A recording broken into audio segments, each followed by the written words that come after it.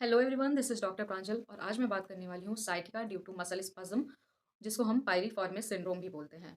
ज़रूरी नहीं हर साइटिका सिर्फ नर्व रिलेटेड हो या सिर्फ स्पाइनल कॉलम की कोई प्रॉब्लम हो या लोअर बैक की कोई प्रॉब्लम हो तभी हो। कुछ केसेस में ये सिर्फ मसल्स की वजह से भी हो सकता है। ये केस उनमें से एक है। इस केस में क्या होता है, जो हमारी पायरिफॉर्मिस मसल होती हैं, जो हमारी बटक्स की मसल्स होती हैं, वो स्वॉलिन हो जाती हैं या टेंडर हो जाती हैं या उनमें इन्फ्लेमेशन हो जाता है या किसी भी टाइप की उसमें तकलीफ होती है, उसकी वजह से जो पेन होता है, उसको बोलते हैं पायरिफॉर्मिस सिंड्रोम।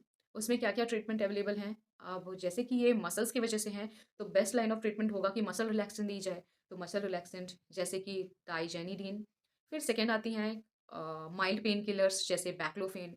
अब इसके बाद इसमें फिज़ियोथेरेपी भी काम करती है।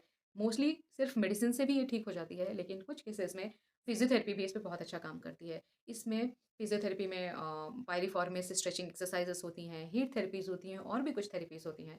मोस्टली केसेस में ये यहीं तक होता है और बिल्कुल ठीक हो जाता है ये केस। लेकिन कुछ कंडीशन में अगर बहुत लंबे समय तक ध्यान नहीं दिया गया, तो पेन कंसिस्टेंट रहता है और उसकी वजह से स्टेरॉयडल इंजेक्शंस भी लगाने पड़ते हैं, जिनको एपिड्यूरल स्टेरॉयडल इंजेक्शंस बोलते हैं। अगर ये सारी चीज़ें आपने कर ली, तो ये ठीक हो जाता है, इसमें सर्जरी की कोई भी रिक्वायरमेंट नहीं होती है।